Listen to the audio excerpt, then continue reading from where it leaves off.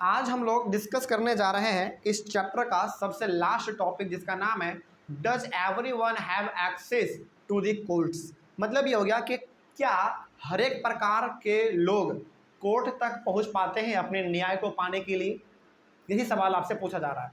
तो इस सवाल का जो जवाब है हम लोग कुछ पॉइंट्स को पढ़ के देने की कोशिश करेंगे। ठीक है, चलिए शुरू करते हैं। लिखा हुआ है all citizens of India can access the courts, यानी कि भारत में चाहे इंसान गरीब है, अमीर है, छोटा है, बड़ा है, काला है, गोरा है, इससे कोई फर्क नहीं पड़ता है ना।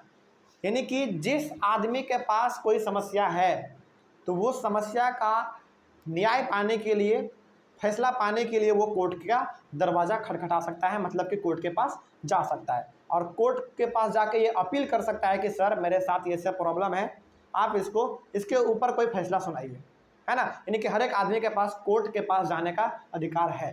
ठीक है, आगे every citizen has a right to justice through the courts, यानी कि हर एक आदमी के पास ये अधिकार है कि उसको जो है कोर्ट से न्याय मिले।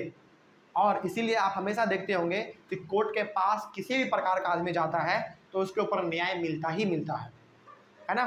क्या आज तक आपने कभी ऐसा देखा है कि कोई गरीब आदमी कोर्ट में गया हो और जज साहब उसको घुमा दिए हो कि जाओ तुमको हम फैसला नहीं सुनाएंगे? ऐसा कभी होता है क्या? कभी नहीं। इसका मतलब ये हो गया कि हर एक प्रकार के आदमी को कोर्ट में जाने का अधिकार है और अपने राइट्स को अचीव करने का भी अधिकार है। यानी कि कोर्ट के पास वो जाएगा, जज साहब उसके बिहाफ में फैसला सुनाएगा, ये हर किसी के पास अधिकार है। ठीक है, आगे बढ़ते हैं फिर। If any citizen believes that their rights are being violated then they can approach the court for justice to be done.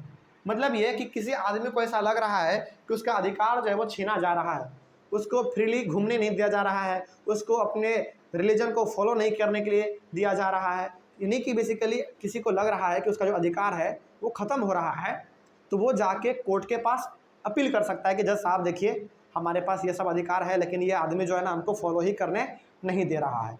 तो जज साहब उसके ऊपर कोई ना कोई अपना फैसला सुनाएंगे फिर। ठीक है, आगे the courts are available for all.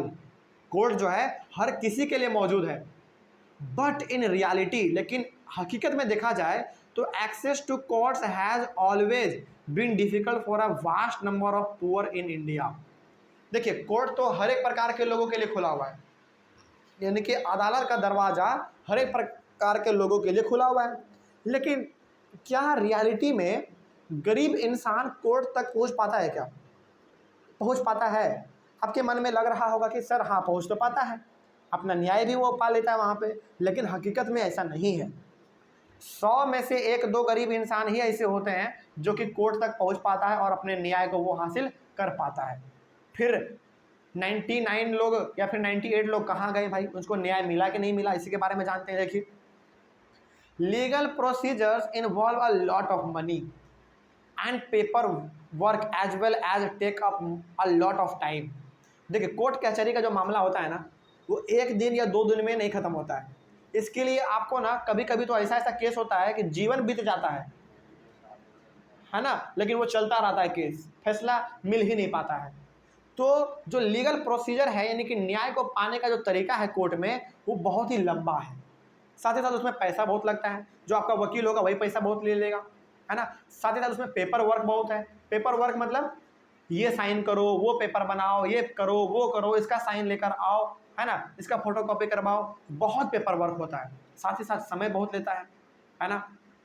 For a poor person who can not read and whose family depends on a daily wage, the idea of going to court to get justice often seems impossible। तो सोचो जो आदमी पढ़ा लिखा नहीं है, हालांकि court में तो सबसे ज़्यादा पेपर वर्क होता है ना, यानी कि उसमें लिखा पढ़ी का काम ज़्यादा होता है। तो जो आदमी पढ़ा लिखा नहीं है तो क्या वो कभी भी कोर्ट के पास जाने का सोचेगा? नहीं सोचेगा। जो आदमी बहुत बिजी है क्या वो अपना ज़िंदगी भर बिता के कोर्ट के पास जाएगा न्याय को पाने के लिए? कभी नहीं जाएगा। जो आदमी गरीब है, जो बहुत ही असहाय लोग हैं, क्या वो उतना पैसा खर्च करके कोर्ट के पास जा पाएगा? नहीं जा पाएगा। यानी कि हम लोग यहाँ पे ये कह सकते हैं कि कोर्ट का दरवाज़ा हर किसी के लिए खुला हुआ है, लेकिन हर किसी के बस का बात नहीं है कि वो कोर्ट के पास जा सके और वहाँ से अपने न्याय को हासिल कर सके, पा सके। बस का बात है ही नहीं। कोई रीज़न पूछ दे क्यों भाई, तो क्योंकि वहाँ पे पेपर वर्क ज़्यादा होता है, पैसा ज़्यादा लगता है और समय भी ज़्यादा लगता है, तो आम आदमी वहाँ पे जा ही नहीं सकता है। ठीक है, आगे बढ़ते हैं फिर।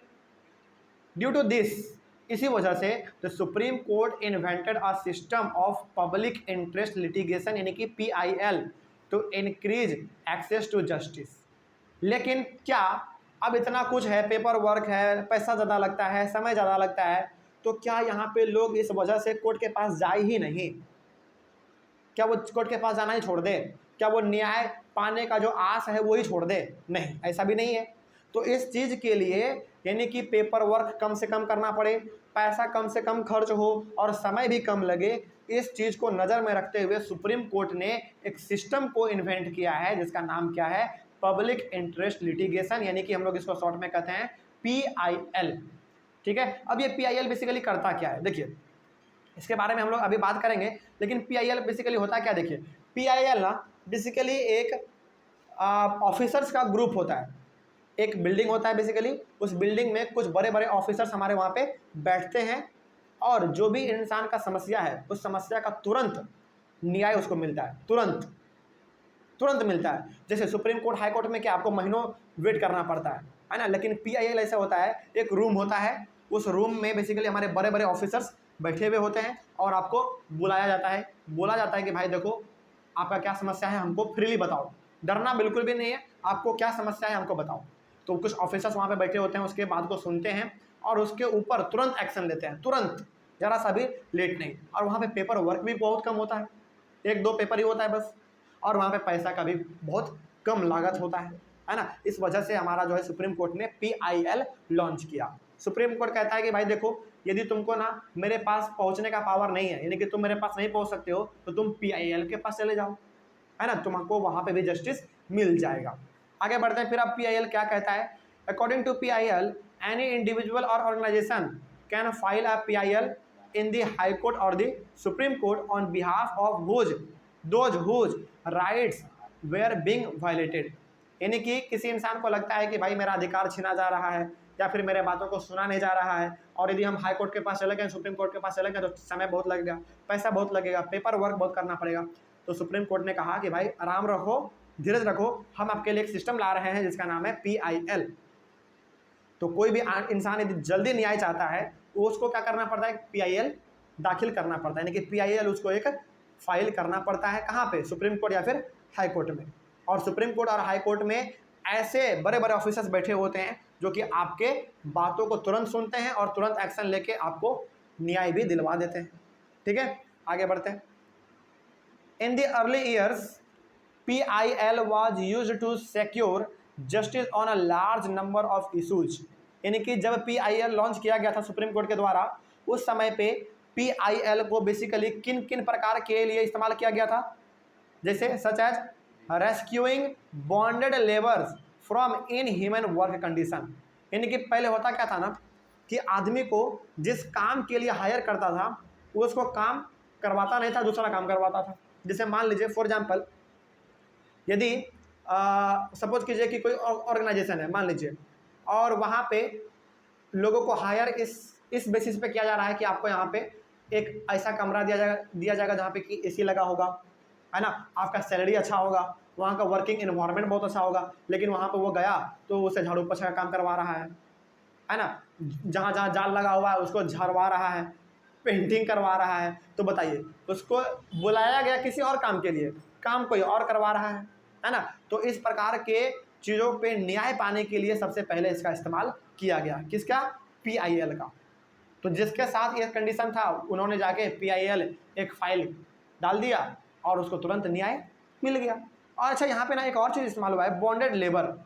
बॉन्डेड लेबर का मतलब क्या हुआ, जैसे आदमी, बॉन्डेड लेबर का मतलब होता है बंधुआ मजदूर। बंधुआ मजदूर का मतलब बेसिकली ये होता है कि एक पेपर होता है, उस पेपर में ये एग्रीमेंट लिखा हुआ रहता है कि मैं, यानी कि जो आदमी काम करने के लिए जाने वाला है उसका नाम होता है, यानी कि मैं सपोज यदि मान लीजिए हमको किसी के लिए काम करने के लिए जाना है, हमको किसी के लिए काम करने के लिए जाना है, तो हम क्या करेंगे, हमारे पास एक पेपर आएगा, वो पेपर कौन देगा हमको, कौन देगा, ऑर्गेनाइजेशन जिसके पास हम काम करने के लिए जा रहे हैं। उसमें भी ये बेसिकली लिखा रहेगा कि मैं प्रिंस कुमार फलाने कंपनी में 5 साल या फिर 10 साल के लिए काम करने के लिए जा रहा हूँ, इसी को हम लोग कहते हैं बॉन्डेड लेबर। और वो आदमी क्या हो जाता है, वहाँ पे फंस जाता है जाके, उसको पहले आने का मौका नहीं मिलता है। जब तक वो 10 साल पूरा नहीं करेगा तब तक उसको घर आने का परमिशन नहीं मिलता है। उसको एक बार बुला तो लिया जाता है, लेकिन काम कोई और दे दिया जाता है वहाँ पे उसको। तो इस प्रकार के समस्याओं से छुटकारा पाने के लिए सबसे पहले PIL का इस्तेमाल किया गया था। ठीक है, आगे बढ़ते हैं फिर आगे। And securing the release of prisoners in Bihar who had been kept in jail even after their punishment term was complete. मतलब कि बिहार में कुछ ऐसे जेल थे और उस जेल में कुछ ऐसे कैदी थे जिनका कि पनिशमेंट टर्म जो था वो पूरा हो गया था। यानी कि मान लीजिए किसी को 10 साल का सजा था तो 10 साल उसने अपना पूरा जेल में गुजार लिया है, लेकिन फिर भी वो जेल के अंदर है। तो इस प्रकार के समस्याओं को कम करने के लिए भी हमारा PIL का इस्तेमाल किया गया था। यानी कि मान लीजिए कोई फैमिली है, उसका जो कोई भी आदमी जो जेल में बंद है 10 साल से, लेकिन उसका 10 साल पूरा हो गया तो उसको बाहर निकाल देना चाहिए था, लेकिन बाहर नहीं निकला, तो वो फैमिली क्या करेगा, जाके PIL एक फाइल केस कर देगा। उसके बाद जो हमारे बड़े बड़े मेंबर बैठे होते हैं वो कहेगा जाके जेल को कि देखो इसका समय तो पूरा गया, फिर भी तुम इसको जेल में क्यों रखे हो, इसको बाहर निकालो, है ना। तो इस प्रकार के चीज़ों के लिए हमारा सबसे पहले शुरुआती दौर में PIL का इस्तेमाल किया गया था। ठीक है, आगे बढ़ते हैं फिर। उसके बाद the mid day meal that children now receive in government school is because of PIL। यानी कि जो आप देखते हैं ना सरकारी स्कूल में बच्चों को दोपहर के समय पे भोजन मिलता है, या फिर खिचड़ी चोखा या फिर अंडा चावल या फिर कढ़ी चावल जो भी मिलता है, वो किसके द्वारा निकाला गया, PIL के कारण ही वो आया। बात समझ में आ रही है। चलिए आगे बढ़ते हैं फिर। The courts order the state government to take certain step to provide food for all in the mid day meal scheme. तो जब PIL लॉन्च किया गया उसके तहत जो है गवर्नमेंट स्कूल में हमारा मिड डे मील स्कीम चालू हो गया। इसके तहत सुप्रीम कोर्ट ने या फिर हाई कोर्ट ने हर एक स्टेट को क्या कहा कि अपने यहाँ पे क्या करो, तुम जितने भी सरकारी स्कूल है वहाँ पे mid day meal scheme launch करो। इसीलिए अभी आप देखते होंगे कि भारत के जितने भी गवर्नमेंट स्कूल हैं हर एक अलग अलग स्टेट में, वहाँ पे जो है मिड डे मील स्कीम चलाया जाता है। यानी कि बच्चों को वहाँ पे मुफ्त में एक समय पे दोपहर में बेसिकली लंच के टाइम में उसको खाना मिलता है, जो कि बिल्कुल फ्री ऑफ कॉस्ट होता है, कोई पैसा उसको नहीं देना पड़ता है। ठीक है, आगे फाइनली यहाँ से हम लोग ये कह सकते हैं कि finally we can say that the judiciary plays an important role in democratic India. तो इतना कुछ पढ़ने के बाद, इस पूरे चैप्टर को पढ़ने के बाद, इतने सारे टॉपिक को पढ़ने के बाद हम लोग आखिरकार ये कह सकते हैं कि जुडिशरी जो है भारत में एक बहुत ही बड़ा रोल प्ले करता है। ठीक है, जुडिशरी यदि नहीं होगा तो हर इंसान क्राइम करेगा, कोई डरेगा ही नहीं, है ना। इसीलिए हाँ, इसीलिए बिल्कुल सही बात है ना। तो यहाँ पे कोई भी आदमी यदि कुछ करता है, कोई गलत काम है, तो उसके लिए पहले वो 1000 बार सोचता है। क्यों सोचता है? क्योंकि यहाँ पे जुडिशियल सिस्टम है। किसी प्रकार के अपराधी में आप आ गए तो फिर आपको सज़ा मिल जाएगा, सज़ा भुगतते रहिए, है ना। तो यहाँ से हम लोग कह सकते हैं कि भारत में जुडिशरी एक बहुत ही इंपॉर्टेंट रोल प्ले करता है। ठीक है, चलिए इसी टॉपिक के साथ और इसी वीडियो के साथ हमारा और इसी क्लास के साथ हमारा ये चैप्टर पूरी तरीके से ख़त्म होता है। अगले वाले क्लास में मिलते हैं और अगले वाले क्लास में हम लोग एक नया चैप्टर शुरू करेंगे। ठीक है, चलिए तब तक के लिए thank you very much and have a nice day.